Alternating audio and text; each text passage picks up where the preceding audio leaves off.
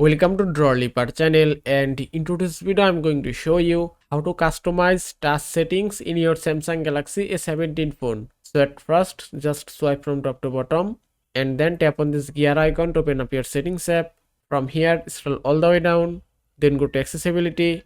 After that go to interaction and dexterity, and then scroll down a bit, and here you can see touch settings option. From here you can customize your touch. You can find three options: touch and hold delay, tap duration, and ignore repeated touches. So if I tap on touch and hold delay option, from here you can set how long it takes for a continuous touch to be recognized as a touch and hold, and you can choose any option as you want. If I select short and then try it out, then just touch here and that's it. Then just tap on done and it's done, and then go back, then tap on tap duration, then tap on setup tap duration. You can choose any option as you want, but I suggest you to set 0.1 second. Then try it out and check it from here, and that's it. And that is how you can customize your touch settings in your Samsung Galaxy A17 phone. I hope this video was helpful. If it was, please give it a thumbs up and don't forget to subscribe.